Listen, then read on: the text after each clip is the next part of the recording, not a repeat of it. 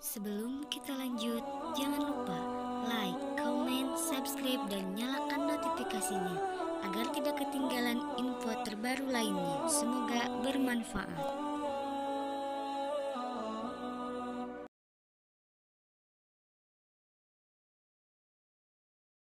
Nah, Bapak Ibu yang saya muliakan, kita kembali kepada tema awal kita adalah kedudukan orang non-muslim dalam pandangan Islam. Bapak Ibu yang saya muliakan, kita ini memang hidup diciptakan oleh Allah Subhanahu wa taala ya dengan bermacam-macam suku, bangsa dan keyakinan. Ya, Allah sebutkan dalam Al-Qur'an, ya ayuhan nas inna khalaqnakum min dzakari wa untha wa ja'alnakum syu'uban wa qabaila lita'arafu inna akramakum indallahi atqakum. Wahai umat manusia, kata Allah, sesungguhnya kami menciptakan kamu dari seorang laki-laki dan perempuan, dari Adam dan Hawa. Kemudian dari keduanya kami kembangbiakkan kamu menjadi bangsa, menjadi umat yang besar, sampai bersuku-suku dan berbangsa-bangsa, bahkan berbeda bahasa dan keyakinannya. Tujuannya tidak lain, kata Allah, lita'arafu, supaya kamu saling kenal mengenal satu dengan yang lain. Inna akramakum indallahi atqakum, tapi orang yang paling mulia di antara seluruh manusia yang bersuku-suku dan berbangsa-bangsa itu adalah orang yang paling takwa kepada Allah Subhanahu wa taala. Lalu saudara-saudara, Bapak Ibu, bagaimana kita menyikapi tentang perbedaan, terutama pembahasan kita berkaitan dengan akidah, dengan keyakinan. Nah, dalam pandangan agama Islam bahwa seluruh non-muslim itu disebut kafir. Ya, saya ulangi, seluruh orang-orang non-muslim itu disebut kafir dalam Islam. Baik dia punya kepercayaan, baik dia punya agama, baik dia punya keyakinan, ataupun dia tidak punya keyakinan, tidak punya kepercayaan, maka mereka semuanya kedudukannya dalam Islam disebut kafir. Kafir secara bahasa itu artinya, asal dari kata kafar, artinya menutupi diri dari kebenaran. Ya, jadi jelas Islam memandang seluruh non-muslim itu adalah kafir. Walaupun kata-kata kafir ini tidak selamanya mutlak berkaitan dengan akidah, tapi ada juga yang berkaitan dengan muamalah, ada juga yang berkaitan dengan aspek lain. Di dalam Al-Quran, kata-kata kufur ini terbagi dua. Yang pertama ada kafir i'tiqadi, namanya kafir i'tiqadi, kafir secara akidah. Yang kedua ada namanya kafir amali, kafir perbuatan. Nah, perbedaannya apa? Kalau kafir i'tiqadi, kafir akidah, maka yakhruju minal millah. Orang ini di luar agama Islam, di luar akidah yang benar, maka mereka disebut kafir i'tiqadi, kafir akidah. Berarti non-muslim. Kalau sudah kafir akidah, non-muslim. Tapi ada juga yang namanya kafir amali, kafir perbuatan. Secara akidah, akidahnya masih Islam, tapi perbuatannya tidak mencerminkan sebagai perbuatan orang Islam. Nah, itu namanya kafir amali. Nah, bedanya apa? Apa bedanya kafir amali dengan kafir i'tiqadi? Kalau kafir i'tiqadi itu di luar Islam. Tapi kalau kafir amali, dia secara akidah masih beragama Islam, tapi secara amaliyahnya dia tidak mencerminkan sebagai orang yang beragama Islam. Itulah kafir amali. Nah, dia masih dihukum la yakhruju minal millah, belum dianggap keluar dari akidah Islam. Jadi akidahnya tetap Islam, tapi dia melakukan perbuatan kafir. Contohnya apa? Contohnya meninggalkan sholat. Rasul mengatakan, al-farqu bainana wa bainahumus sholat. Yang membedakan orang Islam dengan orang-orang non-muslim itu sholat. Faman tarokaha faqad kafaro jiharo. Barang siapa yang meninggalkan sholat, ya, dia tinggalkan sholat, maka dia telah kafir, yaitu kafir yang terang, kafir yang sejelas-jelasnya kata Nabi. Tapi jumhur ulama mengatakan kafir yang dimaksud dalam hadis ini la yakhruju minal millah, belum keluar daripada agama Islam, dia masih berstatus agama Islam. Ada juga kafir yang namanya kufur nikmah, seperti dalam surat Ibrahim ayat 7, wa itta'adzana rabbukum la in syakartum la azidannakum wa la in kafartum inna adzabi lasyadid. Ingatlah ketika kami umumkan kepada seluruh umat manusia, jika kamu pandai mensyukuri nikmatku kata Allah, maka nikmat yang ada semakin ditambah. Tapi wala in kafartum, kalau kamu ingkari, kamu kafir, kufur nikmat, inna adzabil syadid, sesungguhnya azabku sangat pedih kata Allah Subhanahu wa taala. Nah, orang ini namanya kufur nikmat. Nah, orang yang kufur nikmat itu akidahnya masih Islam, tapi amaliyahnya bukan amaliyah orang yang Islami. Ya, boleh kita katakan ini orang, bukan orang yang beriman. Ya, orang yang berislam tapi bukan orang yang beriman kepada Allah Subhanahu wa taala. Nah, kita malam ini tidak membahas tentang kufur amali dan tidak membahas tentang kufur nikmat itu. Saya lebih stressingnya kepada kafir i'tiqadi, kafir akidah. Ya. Jadi sekali lagi, kedudukan orang non muslim di dalam Islam, apakah mereka punya agama atau tidak punya agama, semuanya diponis sama sebagai kafir akidah. Ya, kafir akidah. Berarti mereka di luar agama Islam. Nah, kemudian bagaimana kalaulah mereka itu kafir secara akidah? Bagaimana cara kita bersikap, bermuamalah, bertaamul dengan mereka orang-orang kafir ini? Nah, itu diatur semuanya dalam Islam. Agama kita ini agama yang sumul, agama yang sempurna. Bukan berarti kalau dia kafir lalu kita musuhi, kita menjauh, kita tidak boleh bermuamalah dengan mereka. Tidak demikian. Makanya ulama-ulama kita membagi kafir itu kepada beberapa jenis, beberapa macam. Yang pertama, ya, jenis kafir yang pertama ada yang kita kenal dengan namanya kafir harbi. Ya, Bapak Ibu, yang pertama ada jenis kafir namanya kafir harbi. Kafir harbi ini kafir perang, kafir yang selalu cari gara-gara, kafir yang selalu memerangi umat Islam. Ini namanya kafir harbi. Nah, kalau kafir harbi ini orang Islam tidak boleh baik sama mereka. Nah, disebutkan dalam Al-Quran surat Al-Ma'idah ayat 82. A'udzubillahi minasyaitonir rajim. La tajidanna asyaddan nasi adawatan lilladzina amanu walladzina asyraku wa la tajidanna aqrabahum mawaddatan lilladzina amanu alladzina qalu inna nasara dzalika bi anna minhum qissisina wa ruhbanan wa annahum la yastakbirun. Apa kata Allah dalam ayat ini? Kamu pasti menjumpai orang yang paling dahsyat permusuhannya kepada umat Islam, kepada orang yang beriman adalah orang-orang Yahudi dan orang-orang musyrik Makkah. Nah, ini kafir harbi nih. Orang yang paling dahsyat permusuhannya kepada umat Islam itu adalah orang Yahudi. Ya, jadi nomor satu itu orang Yahudi. Maka selamanya orang Yahudi itu adalah kafir harbi. Selamanya. Sampai hari kiamat. Ya, tidak ada kata baik, tidak ada kata berdamai dengan orang Yahudi ini. Walaupun segala macam upaya dilakukan untuk berdamai, tidak akan pernah berdamai dengan Yahudi ini. Ya, terutama Yahudi di sini adalah Yahudi yang Zionis. Ya, mereka ini semua digolongkan kepada kafir harbi. Kemudian walladzina asyraku, orang-orang musyrik. Ya, musyrik Makkah, kafir Quraisy. Dulu itu adalah kafir harbi. Ya kan? Jadi kafir harbi ini adalah kafir tengik, kafir perang yang tidak pernah ada kata damai kepada mereka. Jadi kita harus tahu yang mana musuh kita.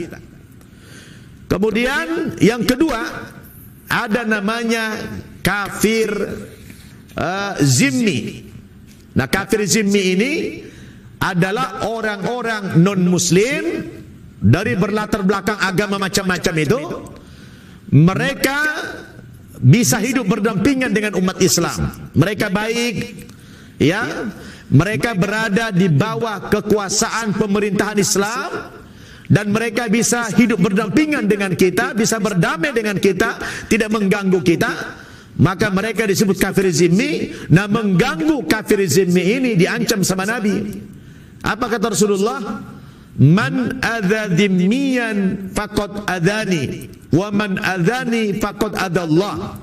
Wah, ini luar biasa Islam ini. Agama kita sungguh agama damai, agama kasih sayang, agama rahmatan lil alamin. Bagaimana perlakuan kita kepada orang non muslim ini, yang kafir zimmi ini? Ya, sampai Nabi katakan, barang siapa yang memerangi, mengganggu kafir zimmi, yaitu orang-orang non muslim yang hidup berdampingan dengan umat Islam, yang mereka tidak mengganggu kita, maka siapa mengganggu dan memerangi mereka, kata Rasulullah, faqad adani, sungguh mereka telah memerangi aku, kata Nabi. Wa man adani faqad adallah, dan barang siapa yang memerangi aku, sama saja mereka telah memerangi Allah Subhanahu wa taala. Allahu Akbar. Jadi luar biasa. Meskipun mereka kafir i'tiqadi, tapi ketika mereka hidup berdampingan dengan kita dan tidak mengganggu kita, dan juga ditegaskan dalam ayat Al-Quran, surat Mumtahanah, surat 60 ayat 8, Allah Subhanahu wa taala berfirman, A'udzu billahi minasyaitonir rajim. La yanhaakumullahu 'anil ladzina lam yuqatilukum fid din wa lam yukhrijukum min diyarikum an tabarruhum wa tuqsitu ilaihim innallaha yuhibbul muqsitin. Allah Subhanahu wa taala tidak pernah melarang kamu berbuat baik dan berlaku adil kepada orang non muslim apapun agama mereka, sepanjang mereka tidak memerangi kamu karena agamamu dan tidak mengusir kamu dari kampung halamanmu, maka kamu wajib berbuat baik dan berlaku adil kepada mereka. Innallaha yuhibbul muqsitin, karena Allah Subhanahu wa taala sangat suka kepada orang-orang yang berlaku adil. Jadi dalilnya jelas. Orang Islam dilarang mengganggu, ya, memerangi orang kafir zimmi ini. Kalau sempat kita perangi mereka, kita ganggu mereka, sama saja kita telah memerangi Rasul. Memerangi Rasul sama dengan memerangi Allah Subhanahu wa taala. Subhanallah, bagaimana konsep Islam luar biasa. Jadi kalau kita bukan hanya mengklaim-klaim agama rahmatan lil alamin, sampai ada ancaman dari Nabi mengganggu mereka sama dengan mengganggu Nabi. Mengganggu Nabi sama dengan mengganggu Allah Subhanahu wa taala. Ini kan luar biasa ajaran Islam itu. Jadi bagaimana kita memperlakukan mereka dalam Islam ini luar biasa. Ya. Nah, yang kedua, yang ketiga, ada lagi namanya kafir muahid. Kafir muahid ini adalah orang-orang non muslim yang terikat perjanjian damai. Ya, seperti dulu ada namanya Piagam Madinah. Ya. Orang-orang kafir yang terikat dengan perjanjian damai, misalnya katakan dalam suasana perang, terjadi dalam suasana perang, ada perang agama misalnya, ya, itu perang nih. Kemudian orang kafir ini, pemimpin kafir dan para pengikutnya mengatakan kepada umat Islam, ayo kita gencatan senjata. Nah gitu, bikin perjanjian, kita gencatan senjata, kita berhenti perang. Ini namanya muahid, terikat perjanjian damai itu. Maka orang Islam dalam suasana lagi perang, haram hukumnya memulai peperangan lagi. Haram hukumnya. Kenapa? Karena orang kafir ini mengatakan gencatan senjata, maka berhenti, tidak boleh. Sampai kalau kemudian mereka mengawali lagi peperangan itu tidak damai lagi, maka kita umat Islam memposisikan mereka sebagai kafir harbi, sebagai kafir yang diperangi. Nah, ini begitu Islam. Jadi dalam suasana perang, ketika mereka menghentikan peperangan itu, apakah jangka pendek ataukah selamanya, mereka minta perdamaian, maka kita umat Islam wajib menghargai dan menghormati, ya, perdamaian itu. Itu namanya kafir muahid. Orang kafir terikat perjanjian damai dengan umat Islam dalam suasana yang terjadi peperangan. Subhanallah. Sampai sejauh itu pandangan Islam itu. Kemudian yang keempat, ada lagi yang namanya kafir musta'man. Kafir musta'man ini adalah orang kafir, orang non-muslim yang meminta perlindungan keamanan dari kaum muslimin maupun dari pemerintah Islam. Contoh begini, misalnya ada orang-orang dari, katakan di negara lain, mereka misalnya non-muslim, katakan mereka perang saudara di antara mereka di negaranya. Kemudian mereka datang mengungsi ke negara Islam, ke negara berpenduduk muslim mayoritas, di bawah kekuasaan, di bawah pemerintahan Islam. Mereka tidak muslim, mereka kafir. Tapi ketika mereka datang ke wilayah kaum muslimin, nah mereka minta perlindungan keamanan, maka umat Islam dan pemimpin Islam wajib memberikan perlindungan keamanan kepada orang itu, tidak boleh diganggu, bahkan bisa dikasih hak-hak mereka untuk hidup di negara di mana umat Islam mayoritas. Kalau dia datang ke tempat kita dalam keadaan kelaparan, kita kasih makan mereka, kita kasih pakaian mereka, kita kasih tempat tinggal mereka, karena mereka datang minta perlindungan keamanan, karena di negerinya mereka dalam keadaan tidak aman, dalam keadaan yang perang, tapi mereka tidak muslim, datang ke negara Islam, kita wajib melindungi jiwa mereka, kehormatan mereka, ya, bahkan harta mereka kalau mereka bawa harta. Dan kalau mereka tidak bawa apa-apa, kita wajib memberikan kepada mereka bukan hanya perlindungan keamanan, tapi juga memberikan makan, memberikan minum, memberikan pakaian, memberikan tempat tinggal, dan lain sebagainya. Jadi inilah pandangan Islam, supaya kita bisa memposisikan diri bagaimana kita dalam bertaamul, bagaimana kita bermuamalah ya dengan mereka, orang-orang kafir ini, dengan orang-orang muslim itu. Ya, itu luar biasa ajaran Islam ini, ya, luar biasa. Kan berbeda dengan sikap mereka kepada kita yang tidak ada ajaran-ajaran seperti dalam ajaran Islam ini. Maka sejatinya kita tidak boleh bertindak ekstrim, ya, bertindak ekstrim kepada orang non-muslim. Contohnya seperti sekarang, nah mereka dilindungi, mereka mau merayakan Natal, kita tidak boleh mengganggu mereka dalam kegiatan Natalnya, tidak boleh, apalagi sampai ngebom rumah ibadah mereka, haram hukumnya. Nah karena mereka punya hak di suatu negara mendapatkan perlindungan itu, termasuk perlindungan keyakinan dia. Karena soal agama ini lakum dinukum waliyadin, ya gitu. Tapi kita pun tidak boleh ikut-ikutan, tidak perlu mengucapkan selamat-selamat kepada mereka. Tapi kita sebagai umat Islam pandai memposisikan orang non-muslim ini sebagai orang kafir tadi. Dia kafir apa? Kafir jenis apa dia? Kafir jenis zimmi kah? Kafir jenis muahid kah? Jenis musta'man kah? Jenis harbi kah? Kita bisa memposisikan mereka ini, ya, sehingga dengan mudah kita di dalam bermuamalah dengan mereka. Jadi kita tidak ada halangan kita berbisnis, berdagang, ya, dalam urusan apa saja kita tidak dilarang oleh Allah Subhanahu wa taala bermuamalah mereka dengan mereka ketika kita sudah tahu kedudukannya dalam Islam. Oh, mereka ini masuk golongan kafir zimmi, ya, kafir zimmi yang dilindungi hak-hak mereka, yang tidak boleh kita ganggu mereka. Nah, Bapak Ibu Saudara, inilah pengantar ceramah kita di malam hari ini. Kita perbanyak nanti kita diskusi dan tanya jawab. Paling tidak kita tergambar, oh ternyata Islam memandang orang non-muslim itu semuanya kafir, tetapi kafirnya bukan kafir harus diperangi. Ada saatnya siapa yang harus kita perangi, siapa yang harus kita lindungi, dan lain sebagainya.